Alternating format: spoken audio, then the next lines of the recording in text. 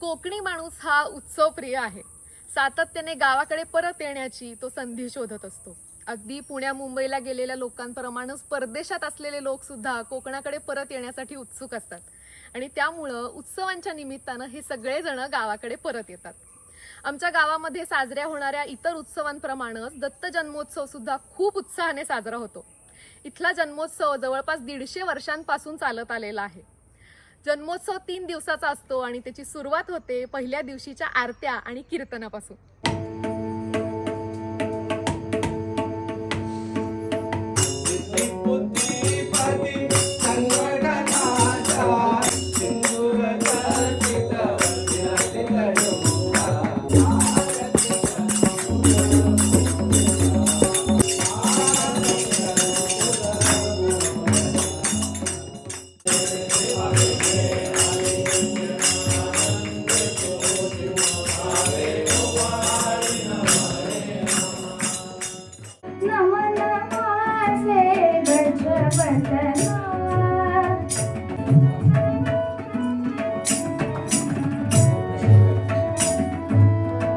गौरी हराचा कुमार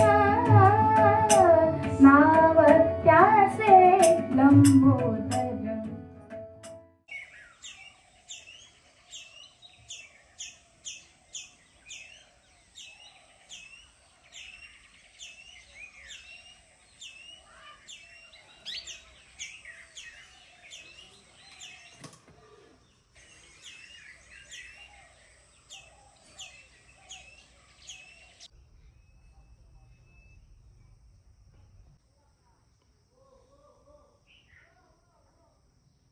मी करू गायचा हे हुक्का तडकवू झोपाळ्याच्या 2 घ्यायचं, फुल घालायचं, सरळ ठेवून गाठ मारायची आणि छान ठरवून ठेवायचं. म्हणजे काय होतं वाकडे दिलं जात नाही आणि प्रेशर आपल्या पायाकडे देता येतं. एकच गाठ मारायची काय? एकच म्हणतो सोपं आहे. काय वेळ अंतर जास्त हवं असेल ना तर 2 गाठी मारायच्या. 2 गाठी मारायच्या. पक्का दोरा आहे ना एकदम. जास्त खेळता नाही बरं, पाकळ्या पडून जाते प्रमाणातच खेळायचं. जमू शकतो मला, आवड नाही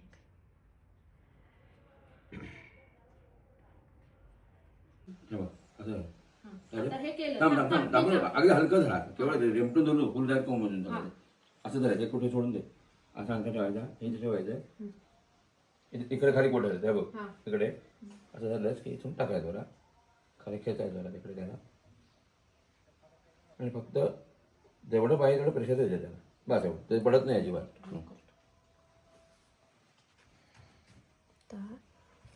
फुल घ्यायचं,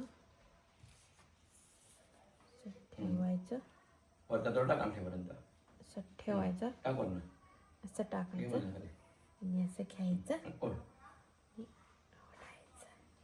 खाणं पण मोठं म्हणजे ते एका लाईनच आहे आकडा होणार बरोबर. येस, जमलेलं आहे. सगळ्यात महत्त्वाचं फुल जेव्हा बांधशील ना ते ताण हा बरोबर पाहिजे व्यवस्थित दोन्हीकडं, इकडून तिकडून. तुला ते अडकवून द्यायला त्यामुळे सोपं आहे सगळं तुला.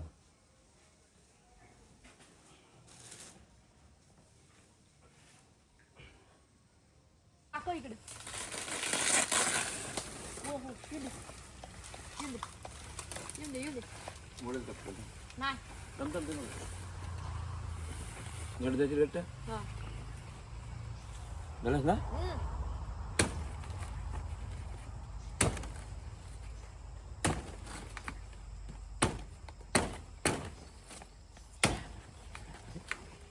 कोणती सुट्टी आणली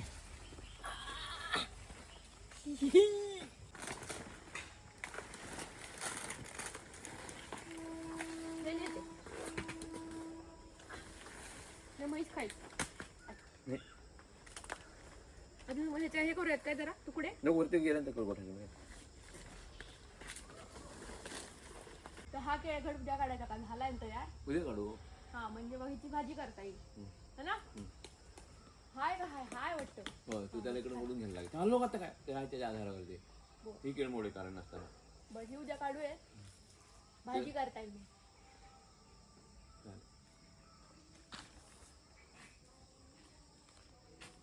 कापून टाकायचा तेवढा आहे तो राहू द्या धरायला. राहू दे.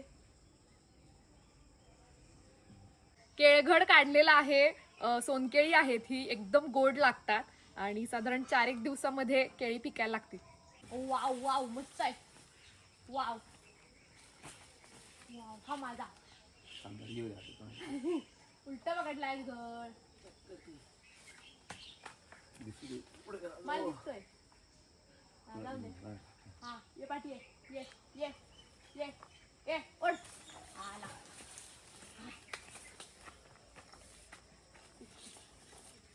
मस्त आहे पहिला कसला आहे बघ. टमटमीत मोठा आहे. हा माझा आहे. चिकू माझ्यासाठी स्पेशल राखून ठेवणार.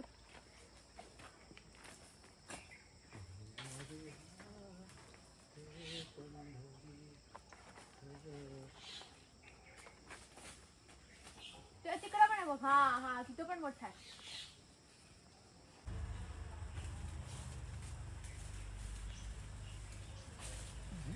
पुढे आहे बघ छान. तेवढा जाऊ दे. कसं काढणार पण त्याला. ओ wow.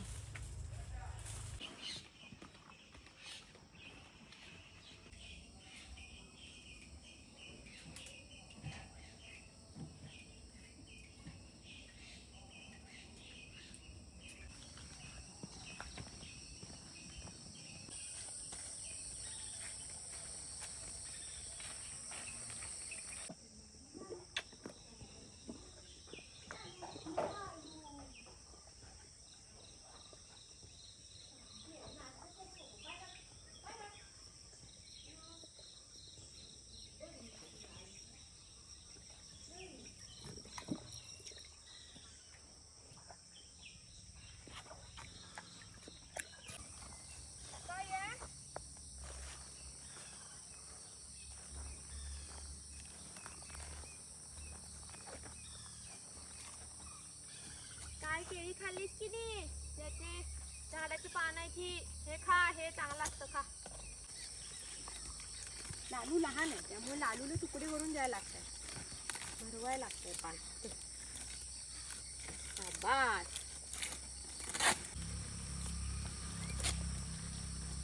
Lalu Lalu Lalu Lalu Lalu Lalu Lalu Lalu Lalu Lalu Lalu Lalu massage.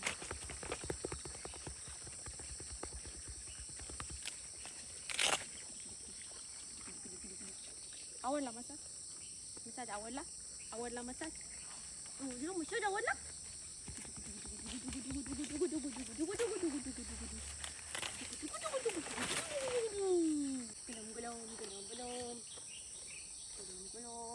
Massage थंडी मसाज मसाज सेंटर चालू केलेला आहे मी.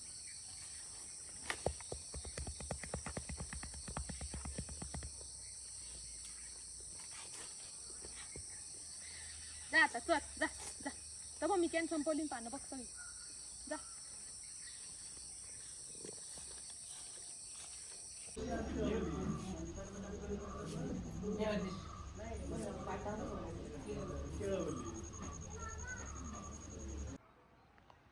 या ही आमच्या गावची देवराई भरपूर वर्ष जुनी आहे. जुनी जुनी झाडं वेली आहेत इथे. आणि ह्या रस्त्यानं पुढे गेलं की एक छोटा पर्या लागतो. पर्या क्रॉस केला की आमचं जुनं घर तिथे आहे. आता घराचे थोडे अवशेष शिल्लक आहेत. चौथर आहे पण मी जात असते अधूनमधून तिथे. आणि त्या घरामध्ये अर्थात आईबाबांच्या, माझ्या आत्यांच्या, आजी आजोबांच्या सगळ्यांच्या आठवणी आहेत. त्या घरापासून पर्या क्रॉस करून इकडे आल्यानंतर दत्ताचं देऊळ आहे अगदी नदीला लागून. आणि माझे बाबा, माझ्या आत्या लहान असताना त्या देवळामध्ये तबला वाजवायला, पेटी वाजवायला, अगदी आरत्यांसाठी सुद्धा जायचे.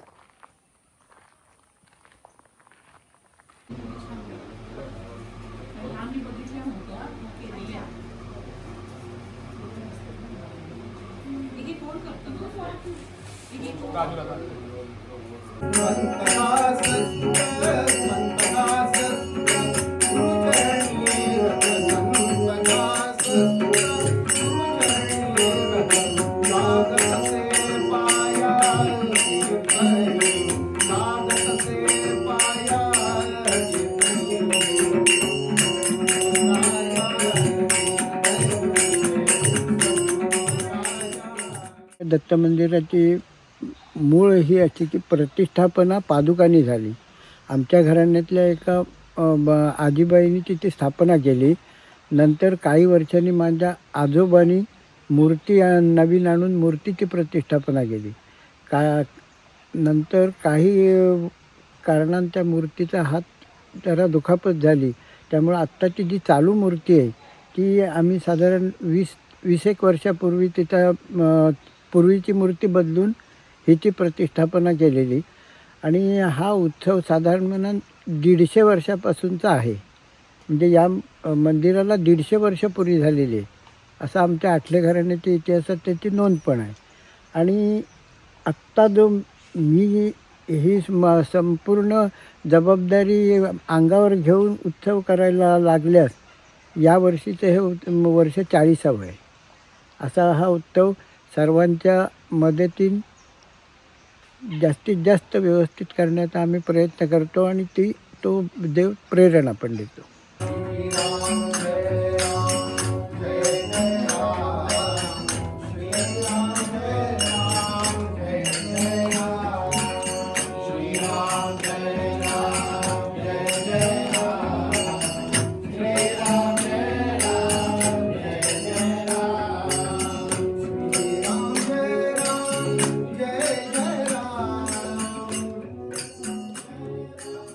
मी मगाशी तुम्हाला म्हणलं की या दत्ताच्या देवळाच्या पलीकडं पर्या क्रॉस केला की आमचं जुनं घर होतं आणि बाबाच्या आणि आत्याच्या अगदी लहान असल्यापासूनच्या आठवणी आहेत आणि अगदी लहानपणापासून या देवळाशी जोडले गेलेले आहेत. तर बाबा त्याबद्दल थोडं सांगतोय. हे दत्त मंदिर आहे. याच्या पलीकडच्या बाजूला एका बाजूला नदी, एका बाजूला हा ओढा जातो, छोटा पर्याय जातो आणि तिथे पलीकडच्या बाजूला आमचं घर आहे. आणि इथे जवळपास कुठली वस्ती नव्हती. आणि हे जे आत्ता मूळ आठल्यांचं घर म्हणजे आठल्यांचं मंदिर जे आहे त्यांचं घर इथे नव्हतं. इथे एक चौथारा समोर इथे आहे तो, तर तेवढाच एक चौथारा होता. आणि त्यामुळे संपूर्ण उत्सव हा आमच्या घरातून चालायचा. सगळे पाहुणे रावणे आंघोळीला येणारे ते आमच्या इथे येऊन थांबायचे. आणखीन इथे तेव्हा वस्ती नव्हती त्यामुळं वाहतुकीचं पण साधन काय नव्हतं. बैलगाडीतून एका बैलगाडीतून सामान यायचं आणि त्यांच्यातून एक 10-15 लोक आठल्यांच्या घराण्यातले यायचे आणि मग उत्सवाला तिथून सुरुवात व्हायची. मी लहानपणापासून माझ्या आजोबांच्या बरोबर या मंदिरात येत होतो आणि चौथी पाचवीपासून इथे तबला नव्हता त्यावेळी. पखवाज वगैरे किंवा नाळ म्हणतात ज्याला, त्या पद्धतीनं त्याच्यावरती कार्यक्रम चालायचे. आणि 4-5वी असल्यापासून मी आरत्या भजन असं शिकलेलो काहीच नव्हतो, पण ऐकून ऐकून मी वाजवायला लागलो. आणि 85-86ला मी तबला शिकायला लागल्यानंतर आज तागायत मी दरवर्षी इथे सेवेसाठी येतो. दत्तजयंती माझी एकही दत्तजयंती चुकलेली नाही आजपर्यंत. सर्वसाधारण 30 वर्ष झाली असतील मला इथे येऊन. आणि मी सगळे कार्यक्रम जे इथे असतील, क्लासिकल असू दे, सेमी क्लासिकल किंवा कीर्तन, भजन, आरत्या, भोवत्या जे काय असेल ते मी सेवा म्हणून वाजवतो.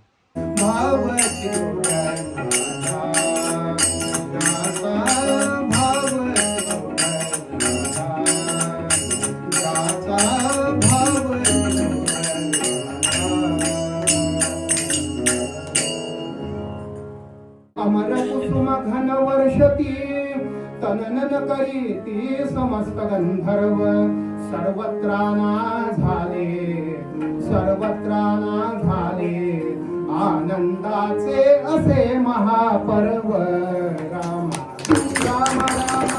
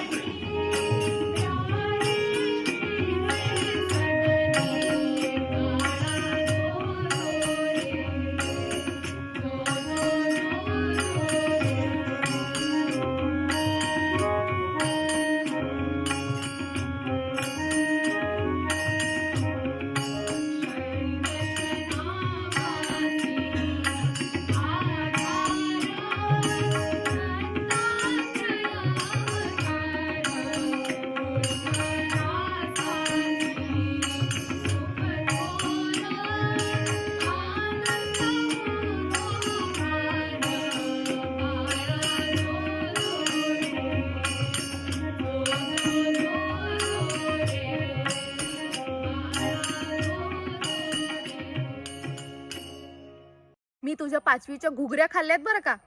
हा वाक्प्रचार तुम्हाला माहितीच असेल. पूर्वापार बाळ जन्माला आल्यानंतर 5व्या दिवशी त्याची पूजा केली जायची आणि त्या दिवशी वाफवलेले हरभरे मीठ लावलेले देण्याची प्रथा होती. तर हेच हरभरे त्यांची उसळ केली जाते आणि ज्याला घुगऱ्या म्हणतात. आमच्या दत्ताच्या देवळामध्ये दत्त जन्माच्या दिवशी ठरलेला मेनू असतो आमटी भात, आवळ्याचं लोणचं आणि घुगऱ्या. घुगऱ्या मला प्रचंड आवडतात. बघा दत्त जन्माच्या घुगऱ्या तयार आहे.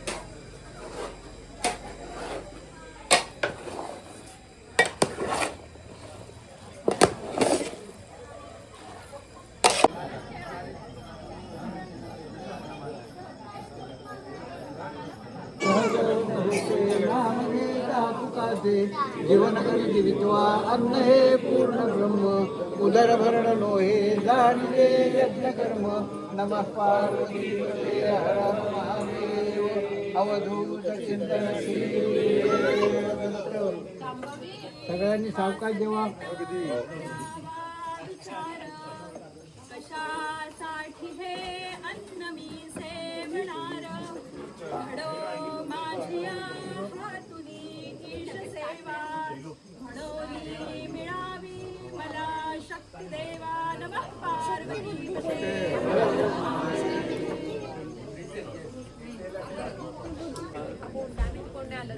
बस बस चालेल.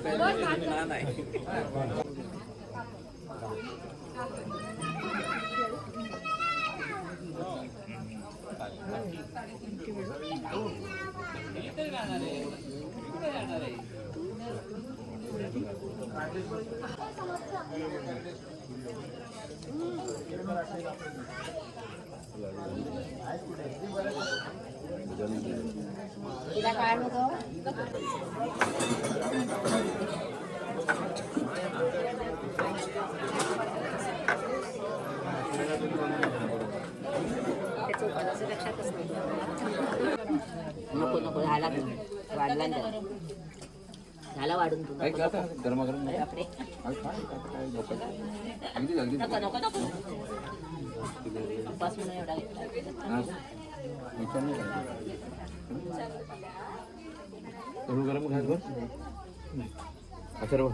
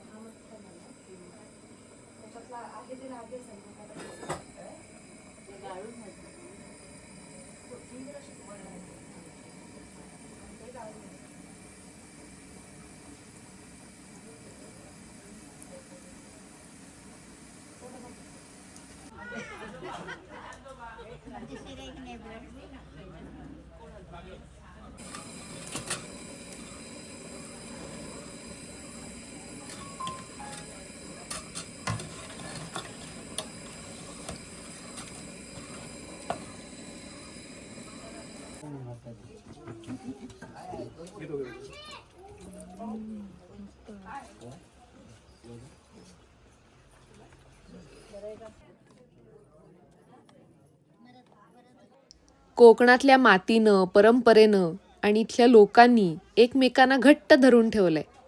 जुनी माणसं गेली पण त्यांच्या आठवणी आम्ही आजही जपून आहोत. त्यांनी आम्हाला ज्या संस्कारात वाढवलं तेच संस्कार आम्ही पुढच्या पिढीपर्यंत पोहोचवत राहू.